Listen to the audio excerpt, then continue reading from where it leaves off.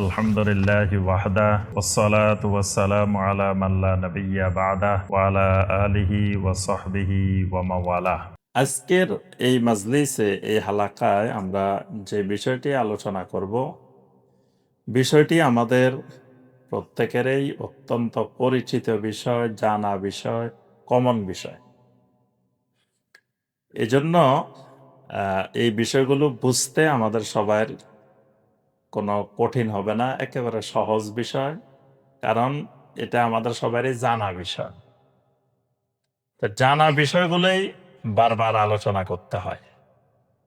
নতুন বিষয়ে আলোচনার দরকার নাই। যেগুলা কমন বিষয় সেগুলোই তো আমাদের মধ্যে সমস্যা আছে।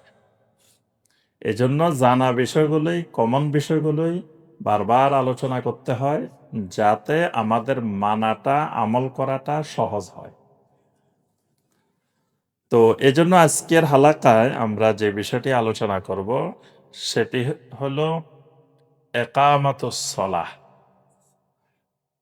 সলাত কায়েম করা। তো এটা কমন বিষয়, সবাই আমরা জানি, এটার গুরুত্ব সবাই জানি। তো জানলেও এই জিনিসটাই বারবার আলোচনা করা দরকার। কারণ এই দেশে বেনামাজির সংখ্যা দিন দিন বাড়ে, ব্যাপক আকারে বেনামাজি।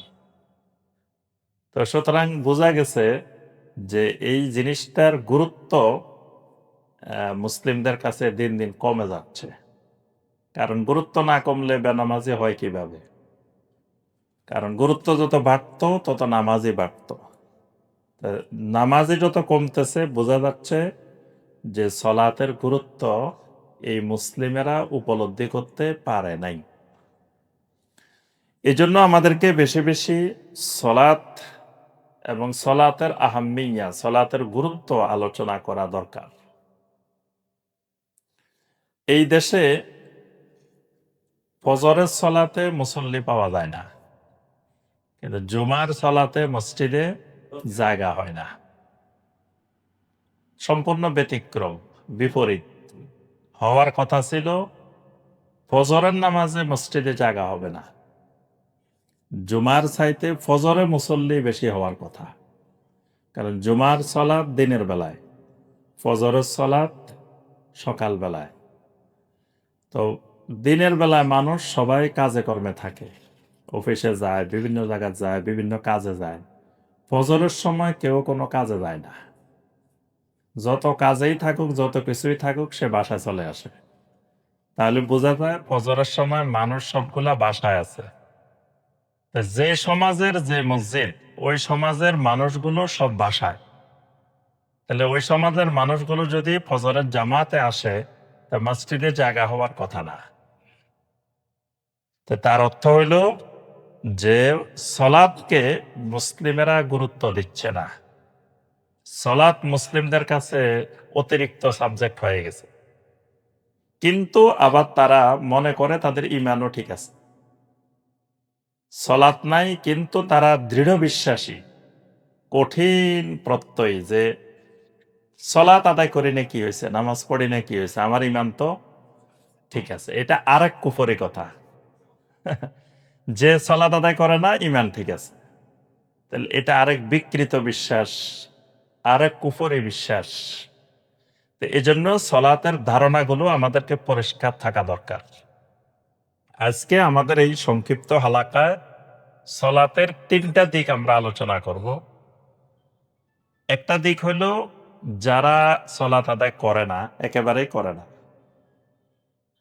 তাদের জন্য সলাত আদায়ের গুরুত্ব, সলাত কায়েমের গুরুত্ব। দ্বিতীয় বিষয়, আবার কিছু মুসলিম আছে সলাত কায়েম করে কিন্তু জামাতকে গুরুত্ব দেয় না, জামাতে করে না। এরকম কিছু মুসলিমও আছে নামাজীদের মধ্যে।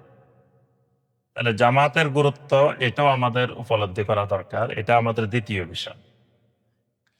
আবার যে কয়জন জামাতে আদায় করে, এই কয়জনের জামাতে সলাত আদায়ের মধ্যে কোনো খুশু নেই, খুশু নেই। সলাত আদায় করতেছে, বাজারের হিসাবও করতেছে। সলাত আদায় করতেছে, কোন জায়গায় কি সমস্যা হয়েছে এগুলো সব হিসাব নিকাশ মিলাইতেছে। এই জন্য ইমাম সাহেব ৩ রাকাত পড়ে সালাম ফিরাই ফেলায়, কিন্তু মুসল্লি বুঝতে পারে না ৩ রাকাত না ৪ রাকাত। এই মাসালা এখন প্রতিদিন ঘন ঘন আসে। এই গত কাল না পরশু দিনেই এক মসজিদের মাসালা যে ৩ রাকাত পড়ে ইমাম সাহেব সালাম ফিরে ফেলছে। একটা মানুষও লোকমা দেয় নাই। কেউ বলে নাই পিছন থেকে যে একটা মুসল্লিও বলে নাই যে সুবহানাল্লাহ বলে নাই। তার অর্থ হইল মুসল্লিদের আবার কি অবস্থা? যে ৩ রাকাত পড়ে বসছেন, বসে এতক্ষণ পর্যন্ত তাশাহুদ পড়ছে, সব পড়ছে, পড়ে সালামও ফিরে ফেলছে। কিন্তু কোন মুসল্লি বলে নাই যে সুবহানাল্লাহ বলে নাই, লোকমা দেয় নাই, কিছু করে নাই, যে নামাজ ৩ রাকাত হয়েছে। তার অর্থ হইল সলাত আদায় করেছে, কিন্তু সলাতের মধ্যে খুশু ছিল না। এই ৩টা বিষয় আমরা আজকে সংক্ষেপে আলোচনা করব। প্রথমত ইকামতে সলাতের গুরুত্ব, দ্বিতীয়ত জামাতের গুরুত্ব, তৃতীয় হইল খুশু কিভাবে আসে সলাতের মধ্যে, খুশু কিভাবে আসে। খুশুটা আমাদের অধিকাংশের নাই, এবং অনেকে বলে যে শায়েখ খুশু তো আসে না। চেষ্টা করি সলাতে মনোযোগ আনার জন্য, কিন্তু সলাতে মনোযোগ তো আসে না। তা এখন মনোযোগ কেমনে আসবে, কিভাবে আসবে, এই ৩টা বিষয় আমরা সংক্ষেপে আলোচনা করার চেষ্টা করব ইনশাআল্লাহ। প্রথমে আসি, আল্লাহ রাব্বুল আলামিন কোরআনে কারিমে সলাত আদায় করতে বলেন নাই, বলছেন কি? কায়েম করতে।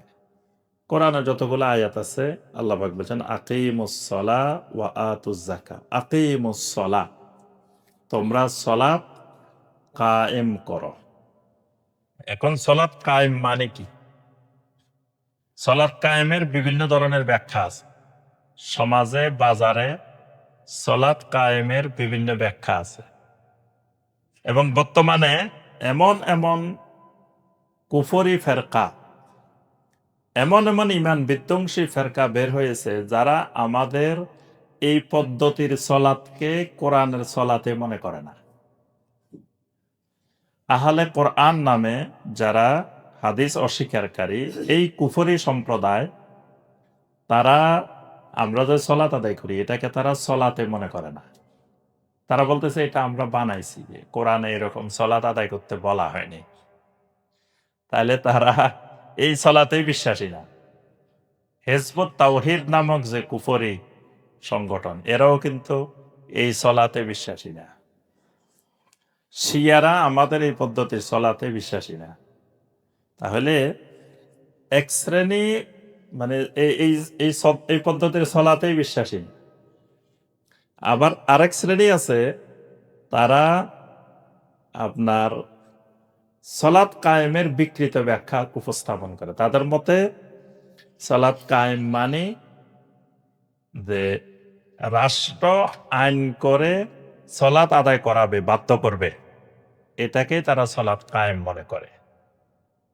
এই ব্যাখ্যাটাও বাজারে আছে, যে বলে যে আল্লাহ তো কোরআনে সলাত আদায় করতে বলে না, আপনারা সলাত কায়েম করতেছেন না। কায়েম কেমনে হবে? যখন রাষ্ট্র সলাতের আইন করে দিবে, সবাইকে বাধ্য করবে, তখন সলাত কায়েম হয়ে যাবে। এর আগে সলাত কায়েম হবে না।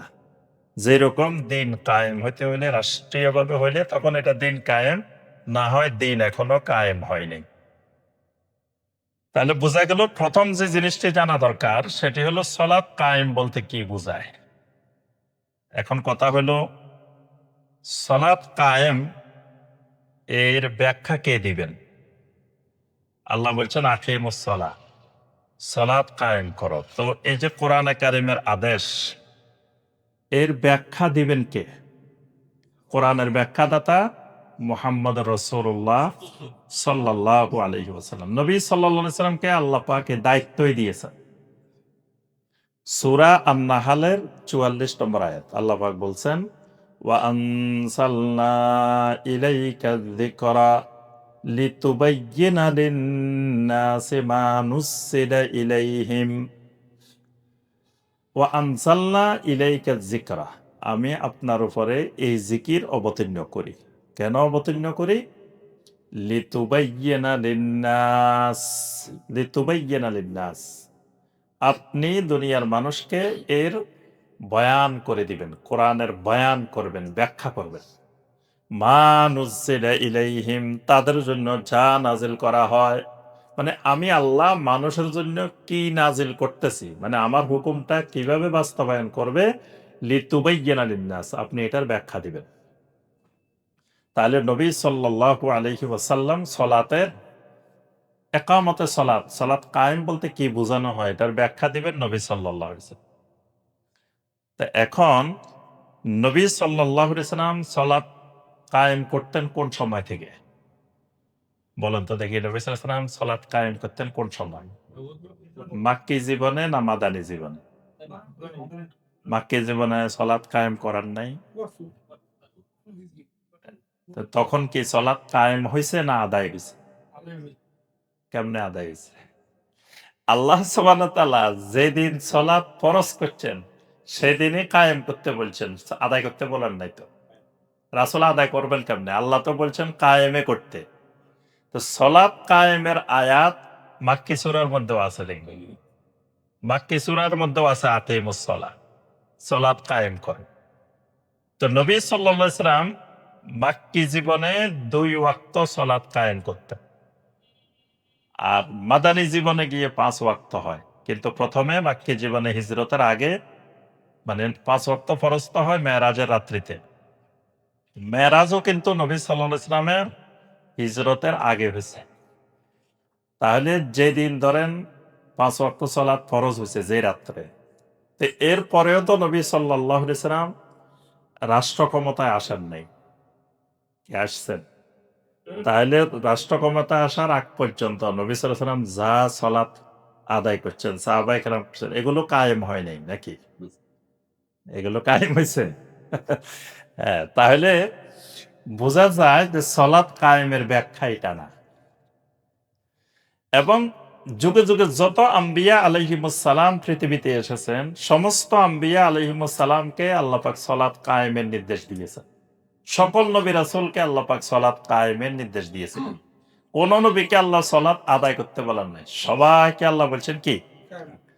কায়েম করতে। দেখবেন ইব্রাহিম আলাইহিস সালামের দোয়াগুলো দেখবেন। রব্বি জাআলনি মুকিমাস সলাতি ওয়া মিন যুররিয়্যাতি। রব্বি জাআলনি মুকিমাস সালাহ, আল্লাহ আমাকে আপনি সলাত কায়েমকারী বানিয়ে দিন। ওয়া মিন যুররিয়্যাতি, আমার সন্তান সন্ততি আমার বংশধরকেও সলাত কায়েমকারী বানিয়ে দেন। তাহলে ইব্রাহিম আলাইহিস সালামকে আল্লাহ পাক সলাত আদায় করতে বলছেন না কায়েম করতে বলছেন? কায়েম করতে বলছেন। ইব্রাহিম আলাইহিস সালাম দোয়া করছেন।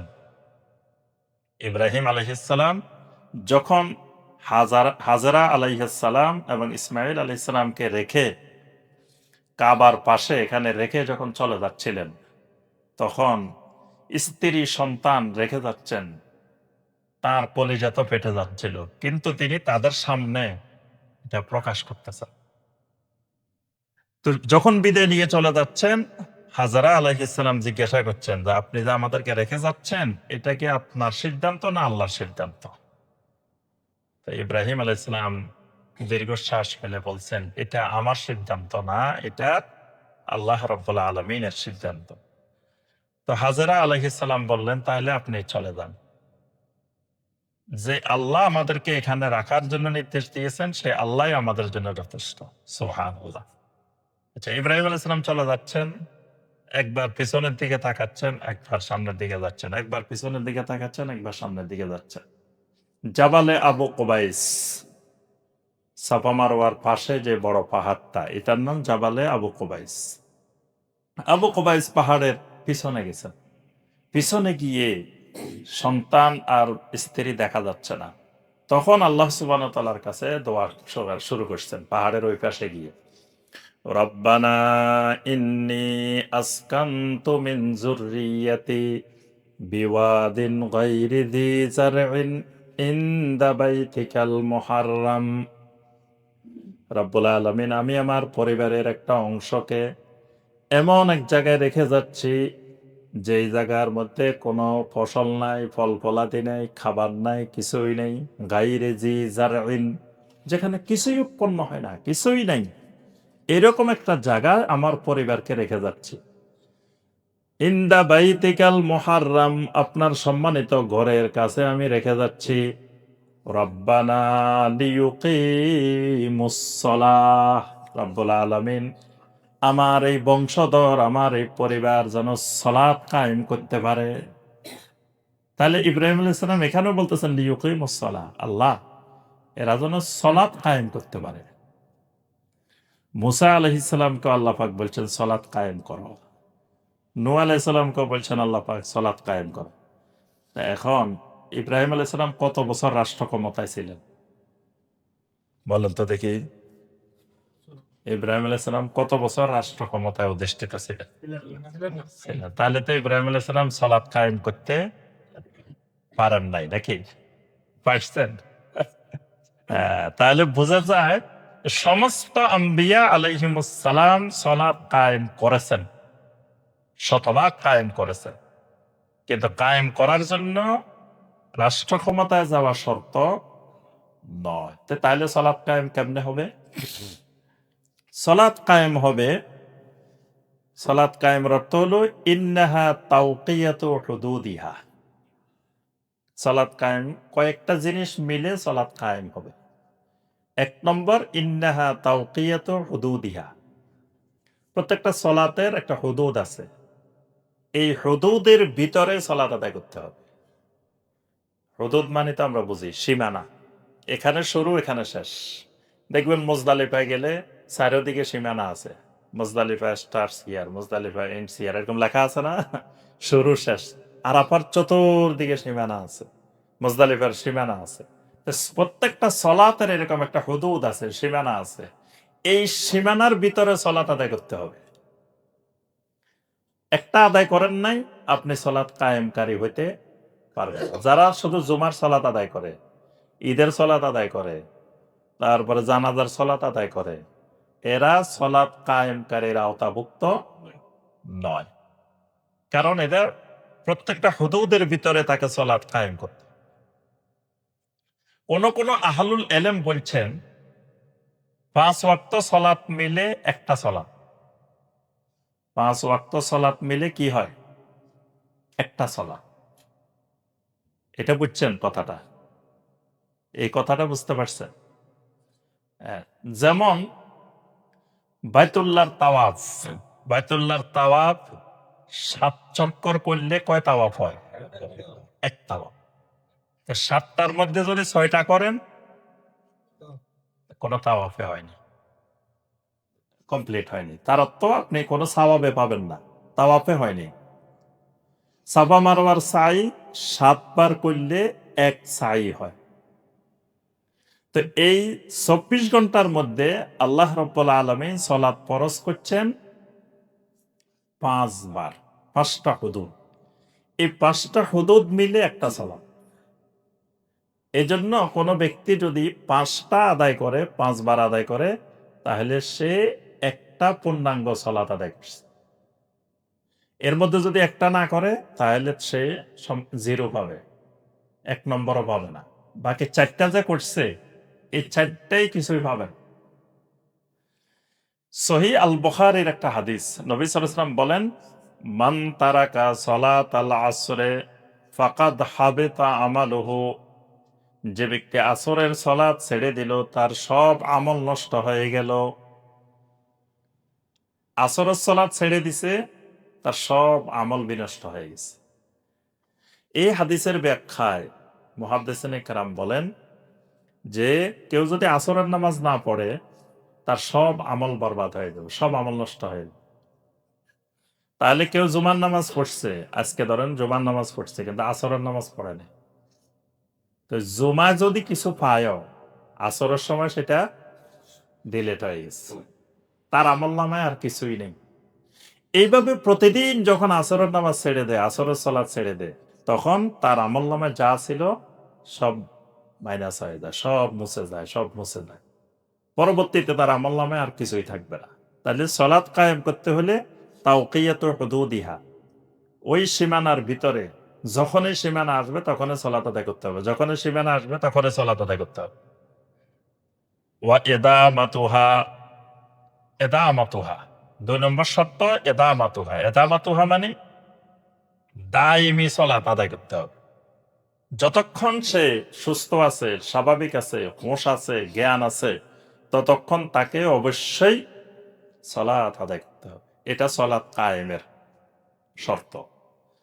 ওয়াল মুহাফাজাতু আলাইহা, সালাতের হেফাজত করতে হবে। হেফাজত, কোরআনে কারিমে অসংখ্য আয়াতে আল্লাহ পাক সালাতের হেফাজত করতে বলছেন।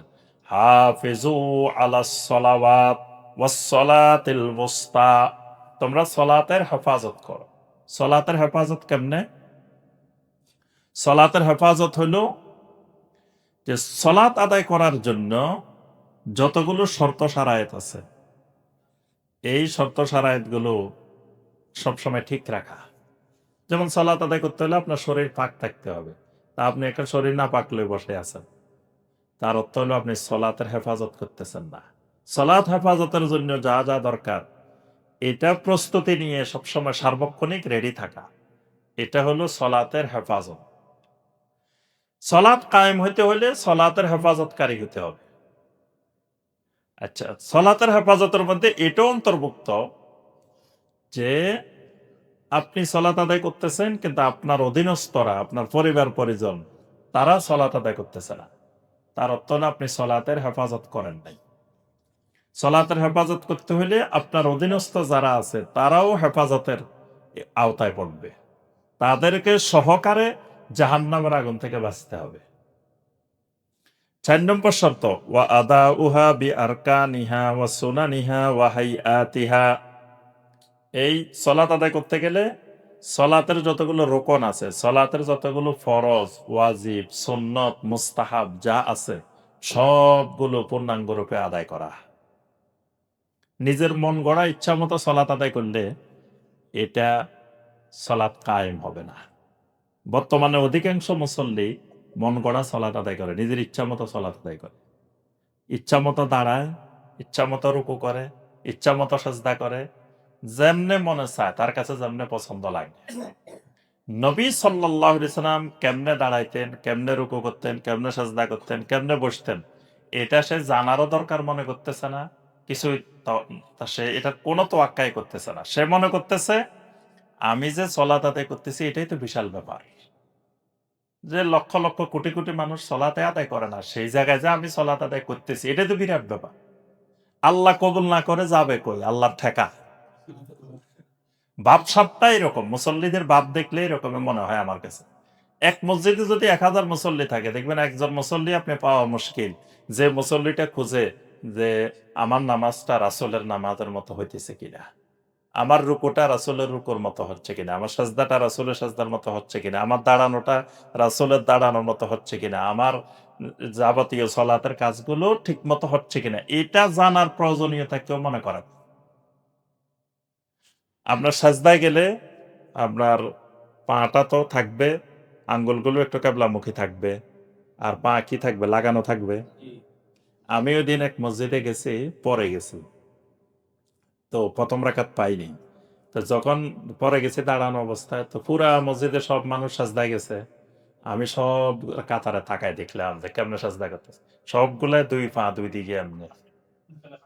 ফাঁকা। মানে ফাঁকা মানে কি? কারো তো এক পা এখানে, এক পা এখানে। আবার একটা উত্তর দিকে, একটা দক্ষিণ দিকে। যেমনে মনে চাইতেছে। মানে একটা মানুষও দেখিনি যে পাটা লাগায় রেখছে। তার অর্থ হইল কেউ প্রয়োজনীয়তা অনুভব করতেছে না যে সলাৎটা ঠিক মতো হচ্ছে কিনা এটা জানার। সলাৎ কায়েম হতে হইলে সলাতের ফরজ, ওয়াজিব, সুন্নত, মুস্তাহাব এই সবগুলো সঠিকভাবে আদায় করতে হবে।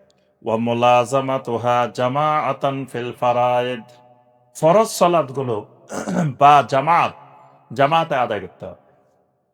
তাহলেই সলাৎ কায়েম হবে। জামাতবিহীন আদায় করলে সলাৎ কায়েম হবে না। ওজর ছাড়া। ওজর আবার নিজে নিজে বানানো যাবে না। ওজর অনেকে নিজে নিজে বানায়। এটারে বলে মেন্টাল ওজর। সব সুস্থ, সব স্বাভাবিক। কিন্তু নিজে নিজে ওজর বানায় নিছে। নিজে নিজে ওজর বানানোর সুযোগ নাই। দেখবেন মসজিদে আসলে চেয়ার দখল করার জন্য ওজর বানায়। এমনে দুনিয়া সব ঘুরে বেড়াইতেছে। একবার বাজার করতেছে, অমুক জায়গায় যাইতেছে, তমুক জায়গায় যাইতেছে, সব সারা দুনিয়া ঘুরে বেড়াইতেছে। কোন জায়গায় তার অসুবিধা হচ্ছে না। মসজিদে আসছে, এবার তার ওজর হয়ে গেছে। চেয়ার লাগবে। তো মসজিদে উনি যদি দাঁড়াইতে না পারে, উনি বসে বসে পড়ুক।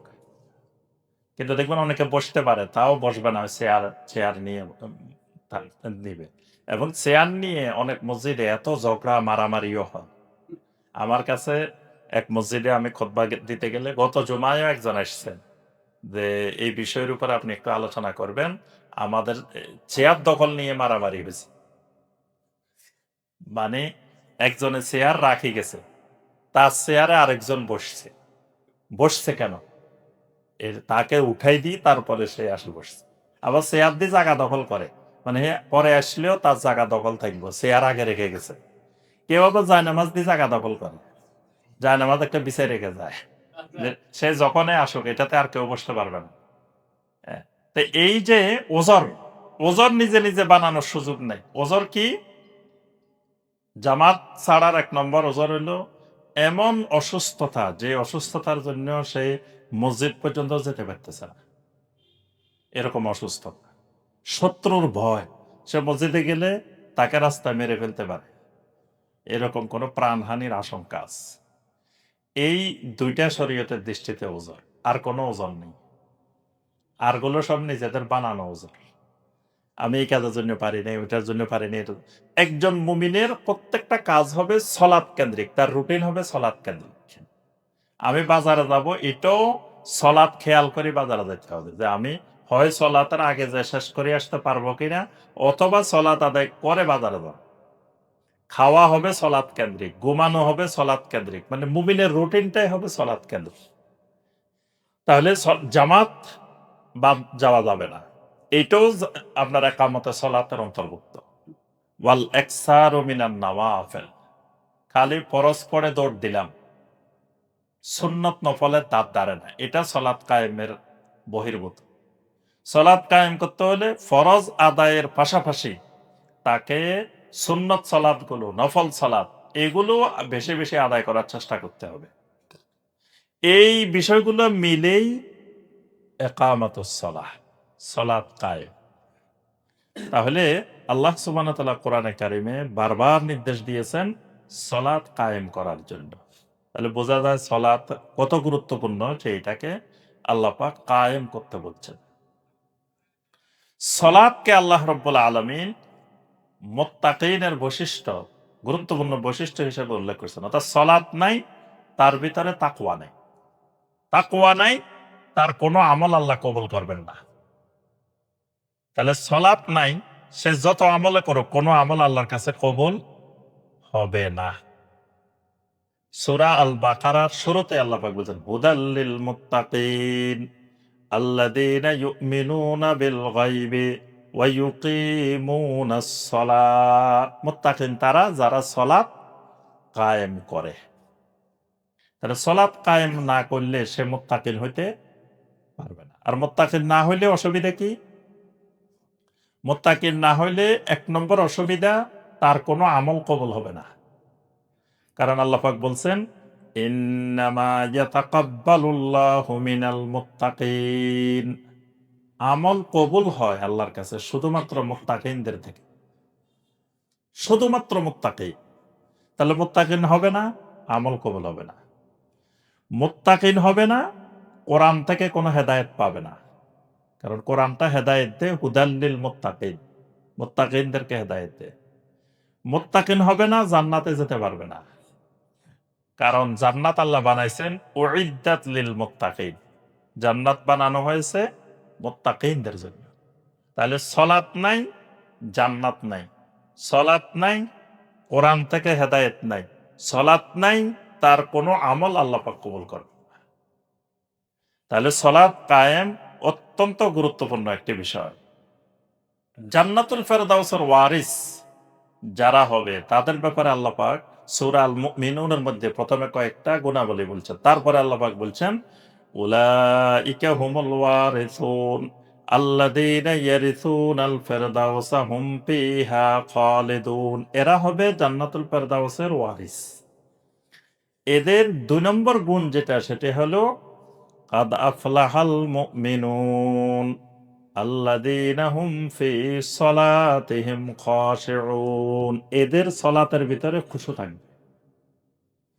আবার শেষে গিয়ে আল্লাহ পাক বলছেন ওয়াল্লাযীনা হুম আলা সলাওয়াতিহিম ইউহাফিজুন। এরা এদের সলাতের হেফাজতকারী হবে। তাহলে বোঝা গেল সলাত নাই, জান্নাতুল ফেরদাউসের ওয়ারিস হওয়ার সুযোগ নাই। সলাত নাই, সরাসরি জাহান্নাম। সূরা আল মুদ্দাসসির ৪২ থেকে ৪৮ নম্বর আয়াত। জাহান্নামীদেরকে জাহান্নামে দেখে ফেরেশতারা আশ্চর্য হয়ে যাবে। আশ্চর্য হয়ে জিজ্ঞাসা করবেন, মা সালাকাকুম ফি সাকার, কি ব্যাপার, তোমরা জাহান্নামে আসলা কেন? তো তখন তারা উত্তরে কয়েকটা কাজের কথা বলবে যে এই কারণে আমরা জাহান্নামে আসছি। তো এক নম্বরে যেটি বলবে সেটি হলো, ক্বালু লাম নাকু মিনাল মুসাল্লিন, আমরা তো মুসল্লি ছিলাম না। তাহলে বোঝা গেল নিশ্চিত এটা জাহান্নামে যাওয়ার কারণ সলাৎ ছেড়ে দেওয়া। সলাৎ ছেড়ে দিলে ঈমান চলে যাবে। সলাৎ ছেড়ে দেওয়া কুফরি। এজন্য শাইখ সালেহ আল উসাইমিন রাহিমাহুল্লাহ তিনি কিতাব লিখছেন হুকম তারিকিস সালাহ, সলাৎ পরিত্যাগকারীর বিধান। এখানে ইমাম আহমদ বিন হাম্বল রাহিমাহুল্লাহ সহ অধিকাংশ জমহুর আহলুল ইলমদের মত তিনি উল্লেখ করেছেন যে সলাৎ ছেড়ে দিলে ঈমান থাকে না, সলাৎ ছেড়ে দেওয়াটা কুফরি। এবং তিনি এখানে বলছেন সলাৎ ছেড়ে দিলে বিবাহ থাকে না, বিবাহ অটোমেটিক তালাক হয়ে যায়। সলাৎ পরিত্যাগকারীর কোনো জবাইকৃত পশু কেউ খাওয়া হালাল না। বেনামাজির কোনো জবাইকৃত পশু হালাল হয় না। বেনামাজি মা বাবা সম্পদের ওয়ারিস হয় না। এভাবে অনেক হুকুম আহকাম। বেনামাজির জানাজাও হবে না, সেখানে শাইখ বলছেন যে বেনামাজির জানাজাও হবে না। অনেক কঠিন কঠিন কথা আহলুল ইলমদের থেকে আসছে। কারণ কি? কারণ হলো সলাৎ ছেড়ে দেওয়া এটা কুফরি। কেন কুফরি? কোরআনে কারিমে এবং অসংখ্য হাদিসে এই বিষয়ে যে বর্ণনাগুলো আসছে এগুলো একটু গভীরভাবে দেখলে বোঝা যায় সলাৎ ছেড়ে দিলে ঈমান থাকে না। সূরা আল বাকারার ১৪৩ নম্বর আয়াত আল্লাহ পাক বলেন, ওয়ামা কানাল্লাহু লিইউদিয়া ঈমানাকুম, আল্লাহ তোমাদের ঈমানকে নষ্ট করতে চান না। এখানে ইমাম বুখারী রাহিমাহুল্লাহ সহ তাফসীর কারকেরা বলছেন ঈমানাকুম মানে সলাতাকুম ইলা বাইতুল মাকদিস, যে এখানে মূলত কিবলা পরিবর্তনের ব্যাপারে আয়াতটা নাযিল হয়েছে। অনেকে বলা বলি করতেছিল যে আমরা যে কিবলা পরিবর্তনের আগে যে সলাত আদায় করছি এগুলার কি হবে? তা আল্লাহ বলছে তোমাদের টেনশনের কারণ নাই, তোমরা যে অন্যদিকে ফিরে সলাত আদায় করছো ওটা তো আল্লাহর হুকুমেই করছো। তা আল্লাহ তোমাদের ওই সলাৎ গুলো নষ্ট করবেন না। তো সলাৎটাকে আল্লাহ শব্দটা সলাৎ বলেন নাই, বলছেন কি ওয়ামা কানাল্লাহু লিইউদিয়া ঈমানাকুম, আল্লাহ তোমাদের ঈমানকে নষ্ট করবেন না। এই ঈমানাকুম মানে সলাতাকুম। তাহলে বোঝা যায় সলাত আর ঈমান অঙ্গাঙ্গিভাবে জড়িত। ঈমান দিয়ে আল্লাহ সলাত বুঝাইছেন, ঈমান শব্দ দিয়ে। তাহলে বোঝা গেল সলাত আছে, ঈমান আছে, সলাত নাই, ঈমান নাই। নবী সাল্লাল্লাহু আলাইহি ওয়াসাল্লাম আরো স্পষ্ট করে বলেন, সহিহ মুসলিমের হাদিস, ইন্না বাইনার রাজুলে ওয়া বাইনাশ শিরকি ওয়াল কুফরি তারকাস সালাহ, ঈমানদারের মাঝে কাফের মুশরিকের মাঝে পার্থক্য হলো সলাত ছেড়ে দেওয়া, সলাত পরিত্যাগ করা। জামে আত-তিরমিজির হাদিস একবারে সহিহ সনদে কিতাবুল ঈমানের মধ্যেই আসছে। সেখানে বলা হয়েছে কানা আসহাবু মুহাম্মাদিন সাল্লাল্লাহু আলাইহি ওয়াসাল্লাম লা ইয়ারাউনা শাইয়্যাম মিনাল আমালে তারকুহু কুফরুন গায়রাস সালাহ, নবী সাল্লাল্লাহু আলাইহি ওয়াসাল্লামের সাহাবীরা সালাত ছাড়া অন্য কোনো আমল ছেড়ে দিলে কুফরি মনে করতেন না। কিন্তু সালাত ছেড়ে দিলে সমস্ত সাহাবায়ে কেরাম এটাকে কুফরি মনে করতেন। তাহলে বোঝা গেল সাহাবায়ে কেরামেরও এই আকীদা ছিল যে সালাত ছেড়ে দেওয়া কুফরি। কিয়ামতের ময়দানে প্রথম হিসাবটা হবে কিসের? সালাত।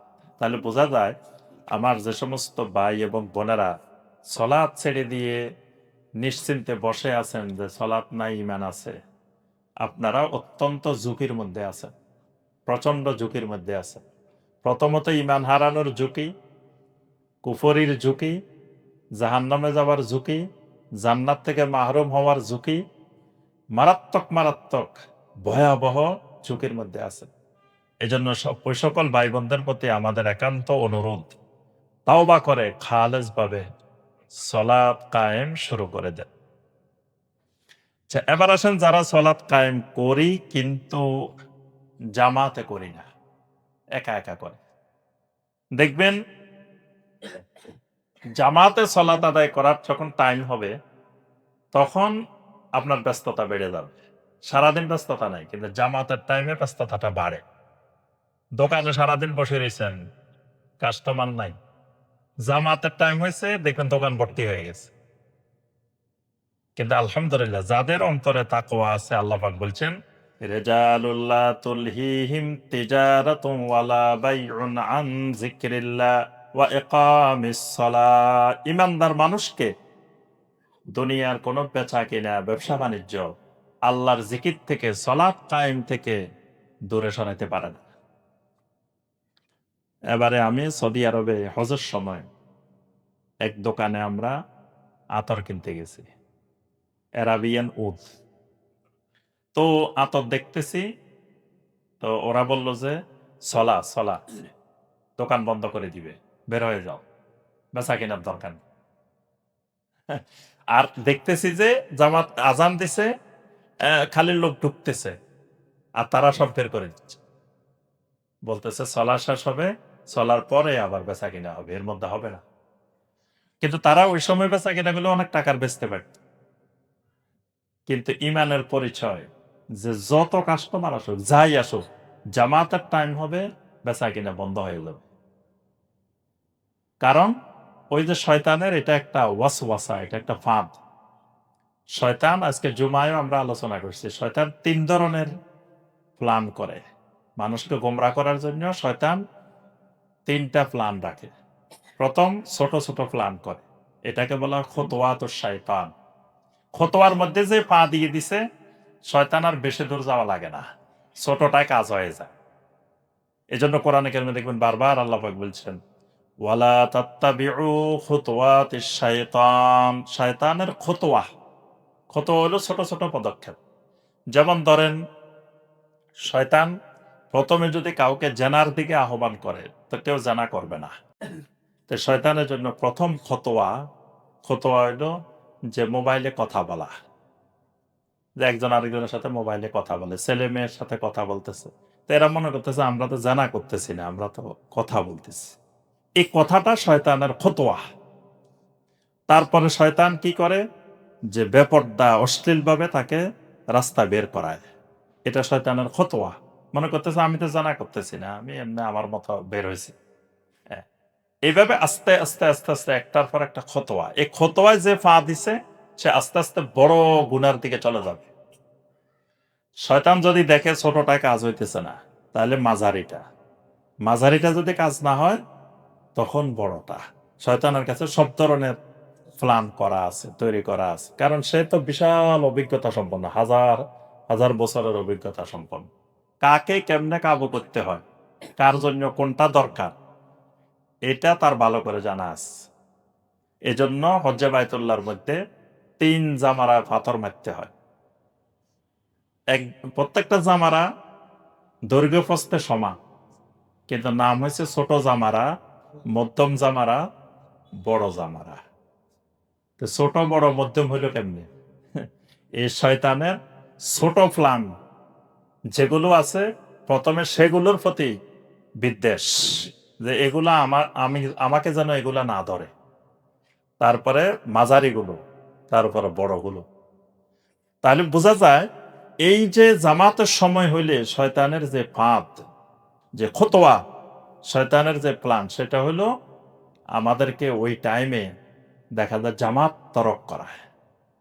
এই জামাতটা একজন নামাজের জন্য, সলাৎ কায়েমকারীর জন্য খুবই গুরুত্বপূর্ণ বিষয়, বা জামাত সলাৎ আদায় করা। জামাতের ব্যাপারে অনেকগুলো কোরআনে কারিমের আয়াতও আছে, অনেকগুলো হাদিসও আছে। আল্লাহ সুবহানাহু ওয়া তাআলা বলছেন, ওয়ারকাউ মা'আর রাকিঈন, রুকুকারীদের সাথে তোমরা রুকু করো, অর্থাৎ জামাতে তোমরা সালাত আদায় করো।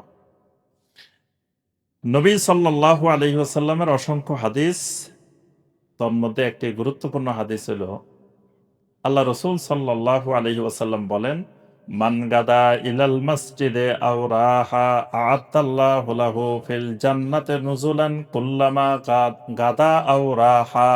নবী সাল্লাল্লাহু আলাইহি ওয়াসাল্লাম বলেন, যে ব্যক্তি সকালে বিকালে আল্লাহর মসজিদে গমন করে, আল্লাহ পাক তার জন্য প্রত্যেক সকাল অথবা বিকালে জান্নাতের ভিতরে মেহমানদারির ব্যবস্থা করেন। সুবহানাল্লাহ। কারণ মসজিদ আল্লাহর, তা আল্লাহর ঘরে যে প্রতিবার আসবে, আল্লাহর পক্ষ থেকে তো তার জন্য মেহমানদারি থাকবে। আমাদের বাড়িতে গেলে আমরা চেষ্টা করি একজন মেহমানকে মেহমানদারি, তা আল্লাহর বাড়িতে গেছে, আল্লাহর ঘরে গেছে, তা আল্লাহ সুবহানাহু ওয়া তাআলা তার মেহমানদারি করবেন না? আল্লাহ পাক এই মেহমানদারিটা তার জন্য জান্নাতের মধ্যে রেডি করে রাখেন। সুবহানাল্লাহ। তাহলে প্রতিদিন এই মসজিদে গমনাগমন করা, মসজিদে আসা যাওয়া, জামাতে আদায় করা, কিয়ামতের ময়দানে যারা নিয়মিত মসজিদে যায়, বিন নূরিত তাম্মি ইয়াউমাল কিয়ামা, কিয়ামতের দিন পরিপূর্ণ নূর তার সামনে উদ্ভাসিত হতে থাকবে। সুবহানাল্লাহ। বনু সালেমা এই গোত্রটা মসজিদে নববী থেকে একটু দূরে ছিল। তো এক সময় মসজিদে নববীর কাছে কিছু জমি বিক্রি হবে। তারা সিদ্ধান্ত নিল আমরা তো একটু দূরে থাকি, তো যদি কাছে চলে আসতে পারি তাহলে জামাত ধরা সহজ হবে আমাদের জন্য। তো তারা নবী সাল্লাল্লাহু আলাইহি সাল্লামের কাছে পরামর্শ নিতে গেলেন। বললেন যে, ইয়া রাসূলুল্লাহ সাল্লাল্লাহু আলাইহি ওয়াসাল্লাম, আমরা তো একটু দূরে, আমরা একটু কাছাকাছি চলে আসতে চাচ্ছি, যে এই এলাকায় আসলে আমাদের জন্য জামাত ধরা সহজ হবে, মসজিদের কাছে হবে। নবী সাল্লাল্লাহু আলাইহি ওয়াসাল্লাম বনু সালামাকে বললেন, বানি সালিমা দিয়ারাকুম তুক্তাবু আসারুকুম, দিয়ারাকুম তুক্তাবু আসারুকুম। বনু সালেমা, তোমাদের কাছে আসার দরকার নাই, দূরে থাকো। যত দূরের থেকে মসজিদে আসবা, তোমার প্রতিটি পদক্ষেপ তোমার নেকি লেখা হবে। সুবহানাল্লাহ। যত দূরের থেকে আসবে তোমার ফজিলত তত বাড়তে থাকবে। কাছাকাছি আসার দরকার নেই। এখন তো আমরা কাছাকাছি থাকি তো জামাত ধরি না। কিন্তু নবী সাল্লাল্লাহু আলাইহি ওয়াসাল্লাম তাদেরকে পরামর্শ দিলেন, তোমরা কাছাকাছি আসার দরকার নাই, তোমরা দূরে থাকো। এক সাহাবী এসে বললেন, ইয়া রাসূলুল্লাহ সাল্লাল্লাহু আলাইহি ওয়াসাল্লাম, আমি তো অন্ধ মানুষ এবং আমার কোনো পরিচালনাকারীও নাই যে আমাকে নিয়ে আসবে। আমাকে একটু জামাত থেকে রুখসত দিয়ে দেন। তো নবী সাল্লাল্লাহু আলাইহি ওয়াসাল্লাম চিন্তা করলেন, আসলে তো লোকটা অন্ধ মানুষ, কেউ যে আনা নেওয়া করবে সেরকম লোকও নাই, তো লোকটা কিভাবে মসজিদে আসবে যাবে। নবী সাল্লাল্লাহু আলাইহি ওয়াসাল্লাম রুখসত দিয়ে দিলেন। যখন লোকটা চলে যাচ্ছেন, তখন নবী সাল্লাল্লাহু আলাইহি ওয়াসাল্লাম আবার ডাকলেন, ডেকে বললেন, হাল তাসমাউন নাদা, যে তুমি কি আজান শুনতে পাও? সালাতের যখন আজান হয় আজানটা শোনো? ক্বালা নাআম। সাহাবী বললেন, হ্যাঁ আমি আজান শুনি। নবী সাল্লাল্লাহু আলাইহি ওয়াসাল্লাম বললেন, ফা আজিব, তুমি অন্ধ হওয়ার যাও হও, আজান যদি শোনো তোমাকে অবশ্যই জামাতে অংশগ্রহণ করতেই হবে। সুবহানাল্লাহ। নবী সাল্লাল্লাহু আলাইহি ওয়াসাল্লাম এই অন্ধ সাহাবীকেও জামাত পরিত্যাগ করার অনুমোদন দেন নাই। অন্য বর্ণনায় আছে যে এই সাহাবী মসজিদে নববী থেকে তার বাড়ি পর্যন্ত রশি রশি লাগাই নিছে। মসজিদে নববী থেকে একটা রশি তার বাড়ি পর্যন্ত লাগাই রেখেছে। তিনি ওই রশিটা ধরে ধরে ধরে ধরে ধরে ধরে মসজিদে আসতেন, আবার সলাৎ শেষ হলে ওই রশি ধরে ধরে বাসায় যেতেন। তবুও তার জামাত ছেড়ে দেওয়ার রুখসত ছিল না। তাহলে আল্লাহ পাক আমাদেরকে কত সুস্থ রাখছেন, স্বাভাবিক রাখছেন, কিন্তু আমরা দিব্যি আরামে প্রতিদিন জামাত ছেড়ে দিচ্ছি, জামাত ছেড়ে দিচ্ছি। আরেকটি হাদিস সহিহ আল বুখারী মুসলিমের হাদিস, নবী সাল্লাল্লাহু আলাইহি ওয়াসাল্লাম বলেন, ওই আল্লাহর কসম করে আমি বলছি যার হাতে আমার প্রাণ, আমার মনে চায় যে আমি একজনকে বলবো তুমি নামাজের আজান দাও, আরেকজনকে বলবো লাকড়ি নিয়ে আসো, আগুন জ্বালাও। এরপরে মসজিদে আজান হবে, জামাত শুরু হবে, ইমাম দাঁড়িয়ে যাবে। যেই মানুষগুলো মসজিদে আসবে না, ফাউহাররিকা আলাইহিম বুয়ুতাহুম, আমি নির্দেশ দিব তাদের বাড়িঘরগুলোকে জ্বালাই দেওয়ার জন্য। কারণ এই বাড়িঘরগুলো ইমানদারের বাড়িঘর না। তাহলে বোঝা যায় আজকের যুগে যদি সাহাবায়ে কেরাম আমাদেরকে দেখতেন, তো বলতেন যে এগুলো সব মুনাফেক, সব কাফের। একটারাও ইমানদার বলতেন না সাহাবায়ে কেরাম। কারণ নবী সাল্লাল্লাহু আলাইহি ওয়াসাল্লাম বলতেছেন, আজান হয়েছে, জামাতে আসে নাই, বাড়িতে বসে আছে, ঘরে বসে আছে, বা ঘরে সালাত আদায় করতেছে। তো নবী সাল্লাল্লাহু আলাইহি ওয়াসাল্লাম বলছেন, আমার ইচ্ছা হয় তার গড়টা জ্বালাই দিই। তাহলে এরকম আরো অনেকগুলো হাদিস আছে যে হাদিস থেকে আমরা বুঝতে পারি জামাতে সলাত আদায় করাটা গুরুত্বপূর্ণ। কারো কারো মতে জামাতে সলাত আদায় করা ফরজ, কারো কারো মতো ওয়াজিব। তবে জমহুরের মত হলো সলাত জামাতের সাথে সলাত আদায় করা ওয়াজিব। ইচ্ছাকৃত ওয়াজিব তরক করলে কবিরা গুনাহ হয়। জামাত ছেড়ে দেওয়াও ইচ্ছাকৃত কবিরা গুনাহ, হারাম কাজ। তো এই জন্য আমরা অবশ্যই চেষ্টা করব জামাতের সাথে সলাত আদায় করার। এবার আসেন খুশু। সলাতের রূহ হলো খুশি। যারা আমরা সলাত আদায় করি, সলাত কায়েম করি নিয়মিত, কিন্তু আমাদের সমস্যা হয়েছে আমাদের সলাতের ভিতরে কি নেই? খুশু নাই। আপনি মসজিদে মুসল্লিদের দিকে তাকালেই দেখবেন যে সলাতের মধ্যে খুশু নাই। সলাত আদায় করতেছে, চারিদিকে তাকায় তাকায় দেখতেছে। সলাত আদায় করে আর চারিদিকে তাকায় তাকায় দেখে কে কেমনে সলাত আদায় করতেছে, সামনে কি আছে, ওইদিকে কি আছে সব দেখে। আমি একবার আপনার হজে হজে যাওয়ার সময়, হজে নাকি উমরা যাওয়ার সময়, তা আমার জুমার খতিব হিসাবে আমার পরিবর্তে একজনকে দিয়ে গেছি। তো যাকে দিয়ে গেছি তাকে আমি শিখাই দিয়ে গেছি যে ভাই এই মসজিদে যখন সলাত আদায় করবেন, ইমামতি করবেন, তখন খুব সতর্কতার সাথে কিন্তু করতে হবে। অর্থাৎ আপনার হাত যেন বুকের উপরে না ওঠে, হাত কিন্তু নিচে থাকতে হবে। হাত কিন্তু এখানে থাকা যাবে না, হাত একটু নিচে থাকতে হবে। তা আপনি চাইয়েন আবার বলে হাত উপরে তুলে ফেলবেন, অথবা বলে আপনি রাফলিয়াতান করে ফেলবেন, তাহলে কিন্তু সমস্যা আছে। আচ্ছা, এখন উনি খুব সতর্কতার সাথে সলাত আদায় করতেছেন, কিন্তু পিছনের মুসল্লি ওই যে সলাত আদায়ের মধ্যে তার দিকে তাকায় রয়েছে, ইমাম সাহেব কি করতেছে তাকায় তাকায় দেখতেছে। এখন উনি সবে সতর্কতার সাথে করছেন, কিন্তু একবার হঠাৎ করে উনি হাত বুকে চলে আসছে। যে হাত নিচে বা একটু নিচে না যায়, ওই যে সবসময় অভ্যাস, বেখেয়ালে হাত উপরে যায়। এখন পিছন থেকে তো ওরা তাকায় তাকায় দেখতেছে যে হাত কোথায় বানতেছে, কি করতেছে না করতেছে। এখন সলাৎ শেষ হওয়ার পরে এবার এরা বলতেছে যে উনি তো আহলে হাদিস। ও কেমনে বুঝলে? সবাই জিজ্ঞেস করতেছে উনি আহলে হাদিস কেমনে বুঝলে? আমি দেখছি যে হাত বুকের উপরে বানছে। তা আমি পরে আসার পরে যখন শুনলাম, তা আমি কই, তো মুসল্লিরা তাকে কেন জিজ্ঞেস করলো না যে সে নামাজের মধ্যে দেখছে কিভাবে? তো দেখলে তার নামাজের কি অবস্থা হয়েছে? কারণ সে নামাজের মধ্যে দেখলো কেন? তাতে আগে অপরাধ করছে সে। ওমর রাদিয়াল্লাহু তাআলা আনহু রাত্রে বাইরে যান। বাইরে দেখেন যে এক লোকে এক বাড়িতে তিনি আওয়াজ শুনতে পাচ্ছেন, আলো দেখতে পাচ্ছেন। তো তিনি চিন্তা করলেন এত গভীর রাতে এই বাড়িতে কি করে? তো পরে বুঝতে পারছেন যে এই বাড়িতে কোনো অপকর্ম হইতেছে। তো তিনি দেয়াল টপকায় ভিতরে ঢুকে গেছেন। ঢুকে যায় দেখে মদ নিয়ে বসে আছে, মদ পান করতেছে। তো লোকটাকেও মত ধরলেন। ধরার পরে লোকটা বলে যে ঠিক আছে, আমি অপরাধ করছি একটা, আপনি অপরাধ করছেন দুইটা। আমি তো মদ পান করছি, আমার অপরাধ ঠিক আছে এটা, কিন্তু আপনি তো অপরাধ করছেন দুইটা। তো কিভাবে দুইটা অপরাধ? একটা অপরাধ হলো কারো ঘরে কারো বাড়িতে আপনি এভাবে বিনা অনুমতিতে দেয়াল টপকায় যাওয়া, এটা ইসলাম অনুমোদন করে না, আপনি এটা লঙ্ঘন করছেন। ২ নম্বরে আল্লাহ পাক কোরআনে বলছেন যখন কারো বাড়িতে যাইবা সালাম দিবা, অনুমতি চাইবা, অনুমতি দিলে ঢুকবেন, অনুমতি না দিলে ঢুকবেন। আপনি তো আমার অনুমতি নেন নাই। তাহলে আমি যদি অপরাধ করি একটা, আপনি অপরাধ করছেন কয়টা? দুইটা। তো ওমর রাদিয়াল্লাহু তাআলা স্বীকার করছেন যে অপরাধ, কিন্তু আমি দায়িত্বশীল হিসাবে এই অপরাধ করতে আমি বাধ্য হয়েছি। পরে ওমর রাদিয়াল্লাহু তাআলা তাকে তওবা করায় ক্ষমা করে দিয়েছেন, তুমি আর কোনোদিন মদ পান করবা না। তো এখন উনি যে দেখছে নামাজের মধ্যে, তো উনি থেকে তো যে দেখছে হে অপরাধ করছে বেশি। এ নামাজের মধ্যে দেখলো কিভাবে? কারণ তার দৃষ্টি থাকবে কোথায়? তার অর্থ হলো সে নামাজের মধ্যে খুশু বুঝে না। আমি দেখি অনেক মুসল্লি এরকম তাকায় তাকায় দেখে। তার অর্থ হলো কি? তার সলাতের মধ্যে কোনো খুশু নাই। খুশুটা সলাতের রূহ। এজন্য যার সলাতের মধ্যে খুশু আছে তার সলাতটা জীবিত নামাজ, জীবিত সলাত। যার সলাতের মধ্যে খুশু নাই এটা মৃত সলাত, মরা নামাজ। এজন্য আমরা যারা সলাত কায়েমকারী, আমাদের অধিকাংশেরই সলাতের মধ্যে খুশু নাই।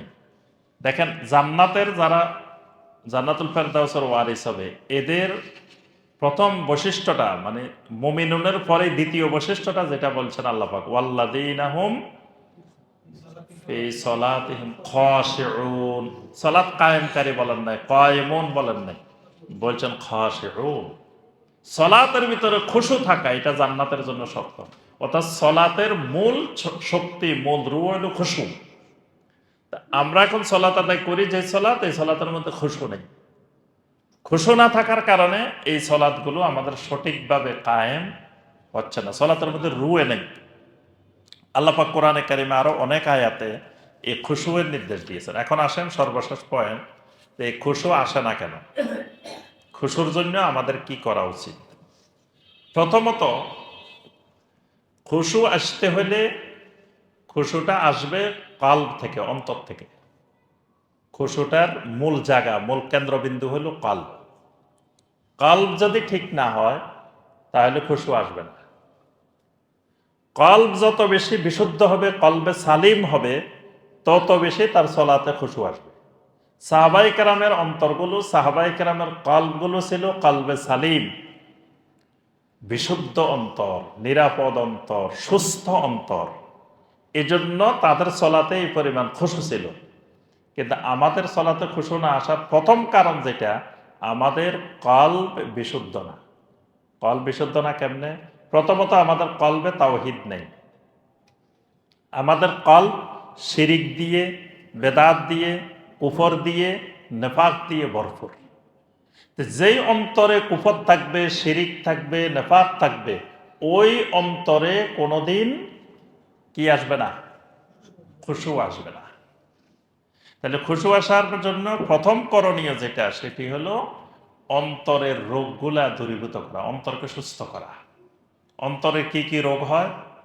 অন্তরের 1 নম্বর রোগ হলো কুফর, 2 নম্বর রোগ হলো শিরক, 3 নম্বর রোগ হলো নেফাক, 4 নম্বর রোগ হলো বেদাত, তারপরে রোগ হলো শাক, সন্দেহের রোগ, তারপরে রোগ হলো জাইর, বক্রতার রোগ, তারপরে রোগ হইল রিয়া, মানুষকে দেখানো, মানুষকে শোনানো।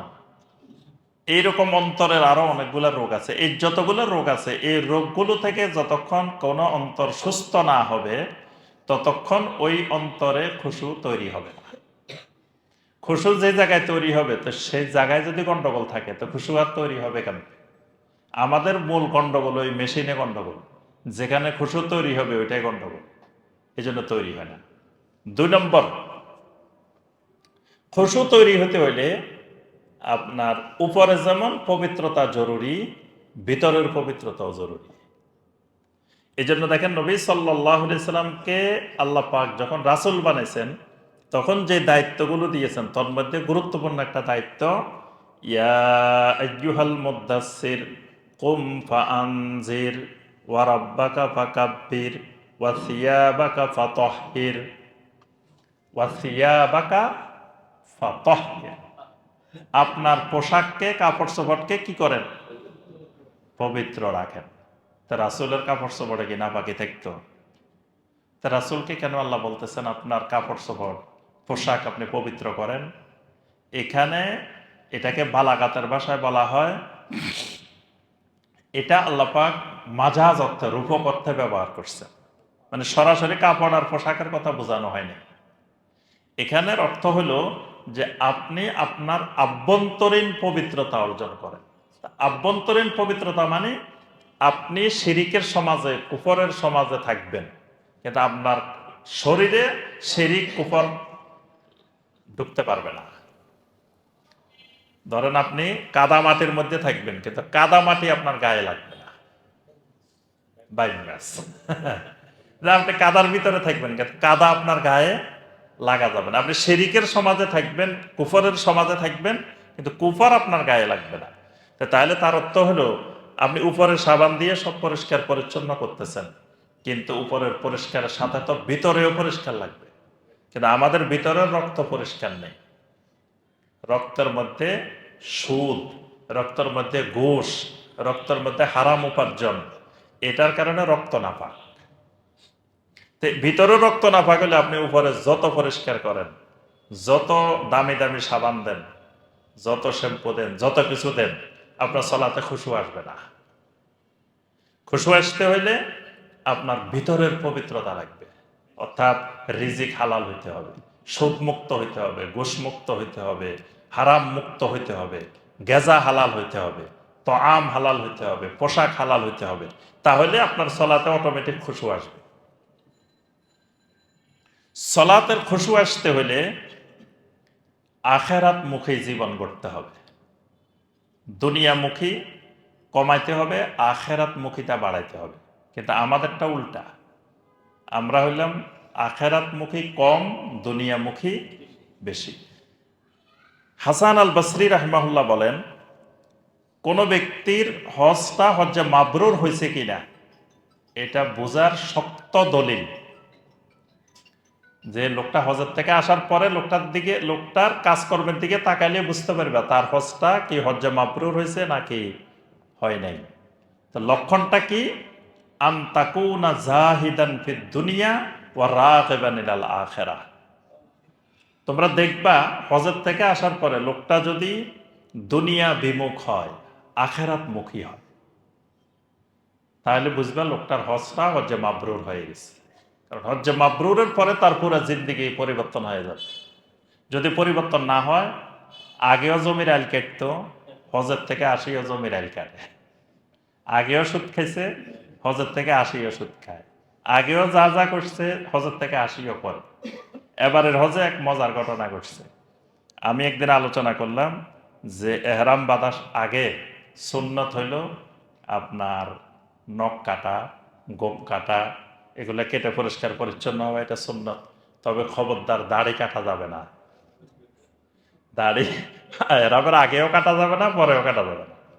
আচ্ছা, পরে দিয়ে একজন উঠি, এক হাজি সাহেব উঠি আমাকে প্রশ্ন করে যে শায়েখ, আমি তো নিয়ত না, আমি বলছি যাদের দাড়ি নাই তারা খালেজভাবে তওবা করে আবার হজে দাড়ি রেখে দিবেন, যাতে আর কোনোদিন জীবনে দাড়ি কাটবেন না, এটা হারাম কবিরা গুনাহ।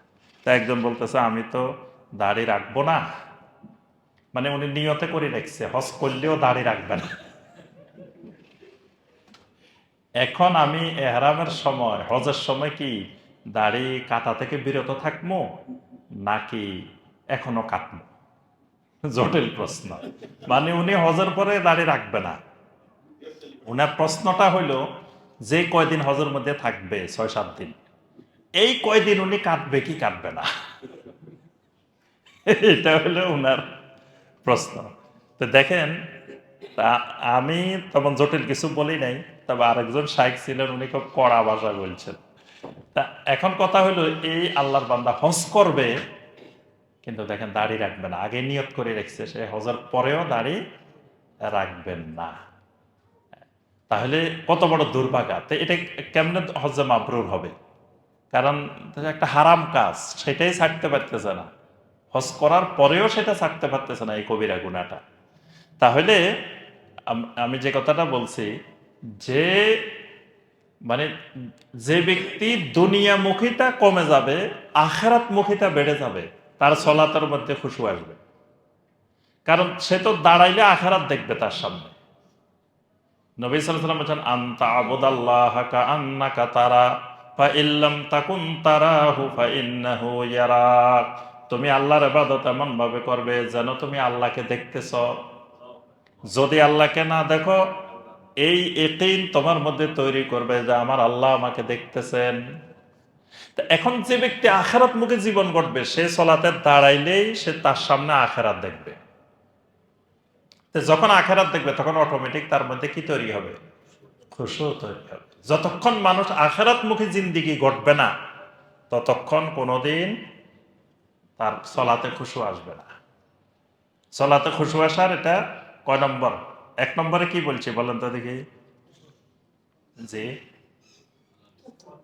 ওরে এখনো ভুলে গেছে, আজকে স্টুডেন্ট তো দুর্বল। ১ নম্বর অন্তর পবিত্র রাখা, কলকে পবিত্র রাখা, কলবের যত রোগ ব্যাধি আছে এগুলো থেকে সুস্থ অন্তর, কলবে সালিম। কিয়ামতের ময়দানে যেন আল্লাহ পাক বলছেন একটা জিনিস কাজে আসবে, ইল্লা মান আতাল্লাহ বিকলবিন সালিম। ২ নম্বর হালাল উপার্জন, ভিতরে পবিত্রতা লাগবে। হারাম উপার্জন থাকলে খুশু আসবে না, সলাতের মধ্যে খুশু আসবে না। ৩ নম্বর দুনিয়া বিমুখ জীবন, আখিরাত মুখী জিন্দেগি গড়া। 4 নম্বর সেটি হলো সলাতের যেই সুন্নাহগুলো আছে সুন্নাহগুলোর প্রতি গুরুত্ব দেওয়া। সলাতের মধ্যে সুন্নাহর প্রতি যত গুরুত্ব দিবেন তত খুশু বাড়বে।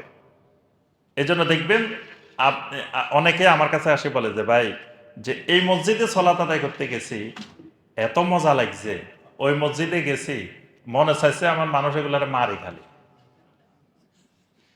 দোনোগুলাই তো মুসল্লি। অর্থাৎ এই মসজিদে, যে মসজিদে দেখবেন সুন্নাহকে গুরুত্ব দিচ্ছে মানুষগুলা, এই মানুষগুলোর সলাৎ দেখবেন একরকম। যেখানে সুন্নাহকে গুরুত্ব দিচ্ছে না, দেখবেন এই মানুষগুলার সলাৎ আরেক রকম।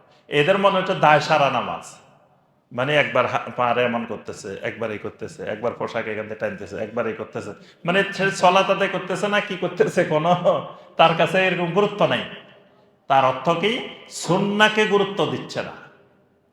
সলাতের মধ্যে সুন্নাহকে যত বেশি গুরুত্ব দিবে তত তার খুশু বাড়বে। সুন্নাহকে গুরুত্ব দেওয়া মানে সে যদি কাতার সোজা রাখে খুশু বাড়বে। সে যদি ঘেসে ঘেসে দাঁড়ায়, ফাঁক বন্ধ করে দাঁড়ায়, সলাতের খুশু বাড়বে। তারপরে সে যদি দৃষ্টিটা সাজদার দিকে রাখে তাহলে খুশু বাড়বে। তারপরে সে যদি আয়াতগুলো মনোযোগ দিয়ে তাদাব্বুর করে, কি তেলাওয়াত করতেছে, তার খুশু বাড়বে। সে যদি পবিত্রতা সঠিকভাবে অর্জন করে, তার ওযুটা যদি ভালোভাবে হয়, মানে একবার পরিপূর্ণ ওযু, ইসবাগুল ওযু এরকম হয়, তার খুশু বাড়বে।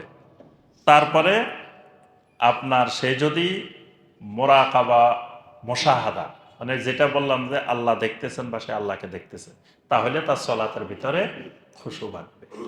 তো এই কাজগুলো হলো খুশু বাড়ানোর উত্তম পন্থা। আল্লাহ রাব্বুল আলামিন আমাদের সবাইকে সলাতের খুশু সহকারে বা জামাত সলাত কায়েম করার তৌফিক দান করুন। আল্লাহ রাব্বুল আলামিন আমাদের আজকের এই হালাকাকে কবুল ও মঞ্জুর করে নিন। যা কিছু আলোচনা হয়েছে আমাদের সবাইকে আল্লাহ পাক আমল করার তৌফিক দান করুন। আল্লাহ রাব্বুল আলামিন এই প্রতিষ্ঠানকে, একাডেমি ফর কমিউনিটি ডেভেলপমেন্ট, এই প্রতিষ্ঠানকে আল্লাহ রাব্বুল আলামিন কবুল ও মঞ্জুর করে নিন। এই প্রতিষ্ঠানের সকল ছাত্র ছাত্রী, শিক্ষক, মুহিব্বিন, খাদেম সবাইকে আল্লাহ রাব্বুল আলামিন কবুল ও মঞ্জুর করে নিন। আল্লাহ রাব্বুল আলামিন এই প্রতিষ্ঠান থেকে যোগ্য সালেহীন আল্লাহ পাক সুনাগরিক তৈরি হওয়ার আল্লাহ পাক তৌফিক দান করুন। আল্লাহ রাব্বুল আলামিন আমাদের অন্তরের সকল রোগ ব্যাধিকে দূর করে দিন। আল্লাহ রাব্বুল আলামিন আমাদের সকলের পরিবার পরিজন সবাইকে আল্লাহ সালাত কায়েমকারী বানিয়ে দিন। আমিন ইয়া রাব্বাল আলামিন। যে কোনো ভাইয়ের প্রশ্ন থাকলে জরুরি আমরা দুই একটা প্রশ্ন আলোচনা করে শেষ করবো ইনশাআল্লাহ। জি বলেন ভাই। শেষ হওয়ার পরে কোন পর্যায়ে মুখে গিয়ে দাঁড়াবে, কিন্তু আপনি বলছিলেন মাদারটাকে যে যখন ইকামত হবে সে সময়, কিন্তু আমরা তো আমাদের আলেম মসজিদগুলোতেও দেখি যে আমরা ইকামতের আগে আমরা সবাই দাঁড়িয়ে যাই। সেক্ষেত্রে যে জুমার যে পদ্ধতি সবাই মাহবুব হচ্ছে জি জি, সলাতের যখন খুতবা চলে তখন মুসল্লিদের উপরে যে ওয়াজিব হলো খুতবাকে মনোযোগ সহকারে শোনা। খুতবা অবস্থায় নড়াচড়া করাও নিষেধ। খুতবা অবস্থায় অন্য কাউকে চুপ করতে বলা এটাও নিষেধ।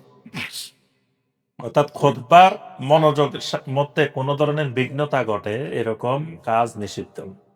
তা এখন খুতবা শেষ হওয়া পর্যন্ত এই মনোযোগ সহকারে শুনতে হবে। তা এখন খুতবা শেষ হলে আমাদের দেশে দেখবেন যে অনেক মসজিদে যেখানে বাংলা আলোচনা হয় না, মানে মাতৃভাষায় কোনো খুতবায় আলোচনা হয় না, শুধু আরবি, তো এসব মসজিদে অধিকাংশ মুসল্লি ঘুমায় থাকে। তো যখন লাস্টে দিয়ে উঠে ইমাম সাহেব বলে ইন্নাল্লাহ ইয়ামুরু বিল আদলি ওয়াল ইহসান ওয়া ইতাই যিল কুরবা, এটা এই আয়াত তেলাওয়াত করলে সবাই বুঝে যে খুতবা শেষ। এবার ঘুম থেকে লাফ মারি উঠে দাঁড়ায় যায়। তো এই জন্য খুতবার ক্ষেত্রে সুন্নাহ হলো খুতবা শেষ হবে, এর আগে মুসল্লি দাঁড়াবে না, মনোযোগ সহকারে শেষ পর্যন্ত শুনবে। শোনার পরে তাও দাঁড়াবে না, তারপরে ইকামত হবে, একামতের সময় গিয়ে দাঁড়াবে। এমনি সলাতের ক্ষেত্রে অন্যান্য সলাতের সময়ও আপনি, অনেকে দেখা যায় ওই আপনার টাইম হয়েছে দাঁড়াই গেছে, ঘড়ির দিকে তাকায় থাকে মুসল্লিরা আসিয়ে, ঘড়িতে টাইম হয়েছে 29 হয়েছে, 30-এ জামাত, 29 হয়েছে, সব দাঁড়াই গেছে। একামত হয় নাই, কিছু নেই, এটাও সুন্নতের খেলাফ। এটা দাঁড়ানো যাবে না। যতক্ষণ একামত না হবে, ঘোষণা না হবে, এতক্ষণ বসে থাকবে। তো জুমায়ও খুতবা শেষ হবে, যখন মুয়াজ্জিন একামত দেওয়া শুরু করবেন তখন মুসল্লিরা উঠে দাঁড়াবে। এর আগে দাঁড়াইলে সুন্নতের খেলাফ হবে। ইমামে মিম্বরে যাওয়ার আগে মুয়াজ্জিন একামত দিবে, জি, ইকামত যে দিবে মুয়াজ্জিন, এটা কি ইমামের সামনে যাওয়ার শর্ত আছে নাকি আগে থেকে সে দিতে পারে? আগে থেকেও দিতে পারবে, তবে উত্তম হলো আগে ইমাম সার্বিক প্রস্তুতি গ্রহণ করবে। ইমাম সলাতের ইমামতি করার জন্য তার সার্বিক প্রস্তুতি আছে কিনা এটা মুয়াজ্জিনকে দেখতে হবে। ইমাম যদি সার্বিক প্রস্তুত হয় তাহলে তিনি একামত শুরু করবেন। এজন্য আপনার ইমামের জন্য টাইম অনুযায়ী সলাত আদায় করানো বাধ্যতামূলক না। ইমামের ধরেন আপনি 8:30-এ আসার জামাত, ইমাম 8:30-এ আদায় করতে হবে, এটা ইমাম বাধ্য না। ইমাম চাইলে 8:40-এও আদায় করতে পারবে। কিন্তু আমাদের দেশে 8:40-এ আদায় করলে ওই ইমামের আর ইমামতি থাকবে না। 30-এর জায়গায় 31 হইলে ইমামতি থাকবে না। কিন্তু কাবার ইমামদের দেখবেন, মদিনার ইমামদের কোনো জামাতের টাইম নেই, আজানের টাইম আছে, কোনো জামাতের টাইম নেই। ওখানে লেখা নাই যে এতটা জামাত হবে, খালি আজান, এতটা ওয়াক্ত হবে, আজান দিব। কিন্তু জামাত কয়টা? ইমাম সাহেব যখন আসবে তখন জামাত। এই জন্য কোনোদিন আজানের 5 মিনিট পরেও জামাত, কোনোদিন 10 মিনিট পরেও জামাত, কোনোদিন 20 মিনিট পরেও জামাত। আমি মসজিদুল নববীতে দেখছি একদিন আসরের জামাত আজানের 20 মিনিট পর, আরেকদিন দেখি 5 মিনিট পর। মানে আগের দিন যারা মনে করছে যে 20 মিনিট পরে, এরা আজকে আর জামাত পায়নি। 5 মিনিট পরে শুরু করে দিচ্ছে জামাত। তো অর্থাৎ ইমাম যখন প্রস্তুতি নিবেন তখনই আপনার জামাত শুরু হবে। এটা ইমামের সাথে সম্পর্কিত। ইমাম প্রস্তুতির হইলে তারপরে একামত। এই জন্য কাবার মুয়াজ্জিনেরা দেখবেন যে তাকায় থাকেন যে ইমাম কখন রেডি হচ্ছে। ইমাম যখন রেডি হয় তারপরে একামত দেওয়া শুরু করে। আরেকটা প্রশ্ন করতে চাই যে আমরা তাফসীলুল মসজিদ যে সালাতটা করি, আমরা বিভিন্ন মসজিদে বিভিন্ন সময় পড়তে হয় জি। সমাজে চলতে গিয়ে, ওই আসরের পরে মাগরিবের আগে এই সময়টা পড়লে ওই মসজিদগুলিতে অনেক সময় আপত্তি আসে, এটা একটু না, ঠিক আছে, ওইটা আপনার হানাফি মাযহাবের মাসালা হইল যে আসরের পরে, মাগরিবের আগে, ফজরের পরে, সূর্য ওঠার আগে, এই দুই সময়ে তাদের মাসালা হইল কোনো সলাতে আদায় করা যাবে না, কাজা সলাত ছাড়া আর কোনো সলাত তাদের মতে আদায় করা যাবে না। তাহিয়াতুল ওযু, তাহিয়াতুল মসজিদ, তারপরে কোনো নফল সলাত, তারপরে আপনার এমনকি সলাতুত তাওয়াফ যেটা ওয়াজিব সলাত, তাদের মাসালা হলো এই সলাতও আদায় করতে পারবে না। তার তাওয়াফ যদি আসরের পরে শেষ হয়, সেইটা মাগরিবের পরে আদায় করবে, তাও এই সময় সে আদায় করতে পারবে না। তো এই কারণে ওনারা আপত্তি করেন। তবে বিশুদ্ধ মত হলো যে এটা কোনো টাইম টেবিল নাই, এটার কোনো নিষেধাজ্ঞার সময় নেই। এটা 24 ঘন্টায় সমভাবে প্রযোজ্য। যখনই মসজিদে ঢুকবে তখনই আদায় করতে পারবে। তো এজন্য এই ক্ষেত্রে আপনি যদি আসরের পরে মাগরিবের আগে ঢুকেন, তো ঢুকলে আপনি চেষ্টা করবেন 2 রাকাত আদায় করার জন্য। আর যদি দেখেন যে আদায় করতে গেলে বাধা আসে, সমস্যা আসে, তো সেটা তো আর আপনার কিছু করার নেই। সেখানে আর আপনি জোর করে এটা নিয়ে মারামারি করার, বিশৃঙ্খলা তৈরি করার দরকার নেই। কিন্তু আদায় করাটাই সুন্নাহ। জি। শরীরে চলাকালীন গাড়িতে থাকি অথবা কোনো কারণে আমাদের ওযু নাই বা টাইম করার সুযোগ নাই এবং সালাতের টাইমও শেষ হয়ে যাচ্ছে, সেই ক্ষেত্রে ওযু ছাড়া সালাত আদায় করা যাচ্ছে না। জি, অজুটা প্রথমে অজুর বিকল্প তায়াম্মুম। তায়াম্মুমেরও যদি সুযোগ না থাকে তাহলে মানসিক পবিত্রতাটাই অজু। মানে আপনি মনে মনে মনে অজুর নিয়ত করে নিবেন। অজুর নিয়ত করলে এটাও অজু হিসাবে গণ্য হবে। কারণ অজুর বিষয়টা তো মানসিক বিষয়, তায়াম্মুমের বিষয়টা মানসিক বিষয়। আপনি অজুতে যা করেন তায়াম্মুমে তো তার কিছুই নেই। এজন্য সেটাও অজু হিসাবে গণ্য হবে। আপনি ওই মনে মনে অজুর নিয়ত করে অজু করে সালাত আদায় করতে পারবেন, এটাতে অসুবিধা নেই। ডিউটি চলাকালীন জি, কিন্তু অফিসে যদি জামাত ব্যবস্থা করে জামাত করা তাহলে এটা কি হবে? হ্যাঁ, মানে শর্ত হলো জামাত, মসজিদ শর্ত না। মানে তবে উত্তম হলো মসজিদ, ফজিলত বেশি মসজিদ। এজন্য যদি সুযোগ থাকে মসজিদে যাবেন। এখন মসজিদে যাওয়ার যদি সুযোগ না থাকে বা অফিসে এখানে আদায় করলে সুবিধা হয়, যে কাজের সুবিধা বা বিভিন্ন কিছু সুবিধা, এটা জামাত আদায় করলে আপনার ওয়াজিব আদায় হয়ে যাবে, জামাতের ওয়াজিব আদায় হবে। আর মসজিদে আদায় করলে ফজিলতটা বেশি হবে। চারটা জামাত যদি আমি না যেতে পারলাম আমাদের আবুল লাগতে, সেক্ষেত্রে দেখা যায় যে মাদারীতে 5টা জামাত, সেক্ষেত্রে ওয়াইট করে 5টা জামাতে যাবো না না, নিজে নিজে পড়বো না। যদি আমি 4টা জামাত ধরতে না পারি, তাহলে আমি প্রয়োজনে 5টা জামাতে যাব, তাও জামাত ধরবো ফজরের ক্ষেত্রেও। এবং এটা শাইখ বিন বাজ রাহিমাহুল্লাহর ফতোয়া আছে। শাইখ বিন বাজ রাহিমাহুল্লাহকে জিজ্ঞাসা করা হয়েছে যে আমি যে এইভাবে আমাদের এলাকায় পাকিস্তান থেকে একজন ফতোয়া জানতে চাইছে যে আমাদের দেশে যে ফজরের সলাত এবং এই আসরের সলাত এই দুইটা দেরিতে পড়া হয়, তা আমরা কি ওয়াক্ত হইলে একা একা পড়ে ফেলবো নাকি দেরি করে তাদের সাথে জামাতে শরীক হব? তো তিনি বলছেন যে যে প্রয়োজনে আপনারা দেরি করবেন, তাও জামাতে আদায় করবেন, জামাত ছাড়া যাবে না। জামাতটা গুরুত্ব বেশি, আউয়াল ওয়াক্তের চাইতে জামাতের গুরুত্ব বেশি, এজন্য জামাতকে প্রাধান্য দিতে হবে। একটা প্রশ্ন আছে যে কোন জায়গায় মসজিদ নাই, যে জায়গায় আশেপাশে বসবাস জি আশেপাশে কোনো মসজিদই নাই, জায়গায় 6 মাস 1 বছর বসবাস করলাম, জি। ওই অবস্থায় করণীয় কি? বাসায় নামাজ পড়তে হবে না? এরকম জায়গায় থাকা যাবে না।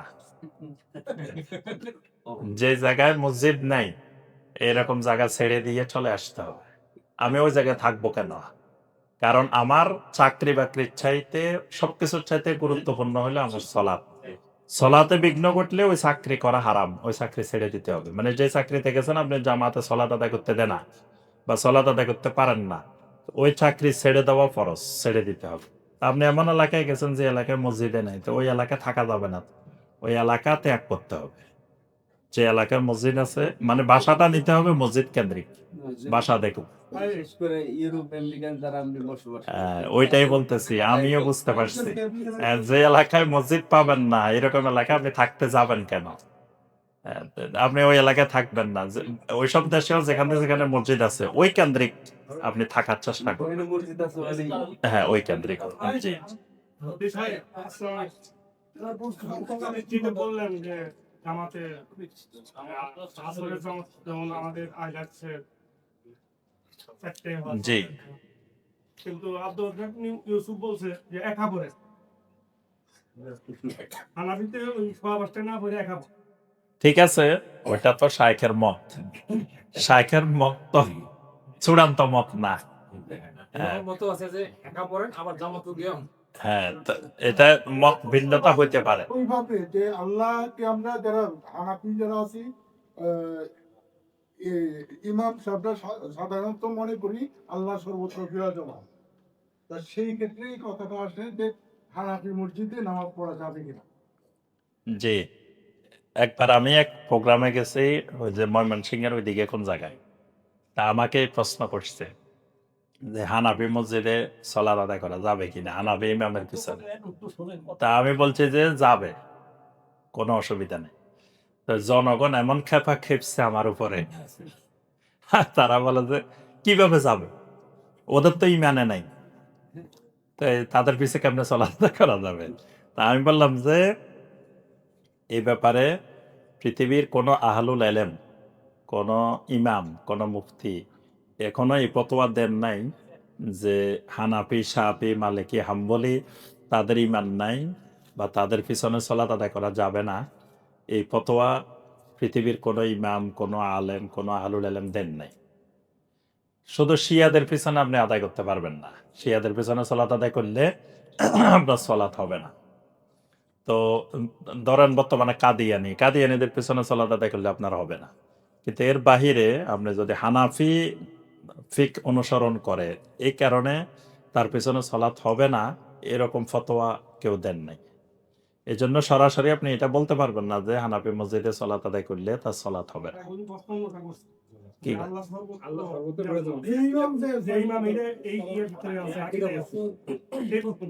এই আকীদা পোষণকারী দুই ধরনের। এই আকীদা পোষণকারীকে আহলুল আলেমরা দুই ভাগে ভাগ করছেন। এক ভাগ হলো জাহেল আকীদা পোষণকারী। জাহেল আকীদা পোষণকারী মানে এই বিষয় সম্পর্কে বিস্তারিত জানে না, সবাই মনে করে আল্লাহ সর্বত্র বিরাজমান, সেও মনে করে আল্লাহ সর্বত্র বিরাজমান। আরেক ধরনের আছে, সে ভালো করে ব্যাখ্যা বিশ্লেষণ সব বুঝে, বোঝার পরেও সে এই আকীদা পোষণ করে। তাহলে যে ভালো করে বুঝে শুনে এই আকীদা পোষণ করে তার পিছনে সালাত হবে না। কিন্তু আমাদের দেশের অধিকাংশ ইমাম যারা আছে এরা এই সম্পর্কে তাদের জ্ঞানে নাই, না বুঝেই তারা আল্লাহ সর্বত্র বিরাজমান মনে করে। এই সম্পর্কে তারা তাহকিকও করে নাই, গবেষণাও করে নাই। এই জন্য এদের পিছনে সালাত আদায় করা যাবে।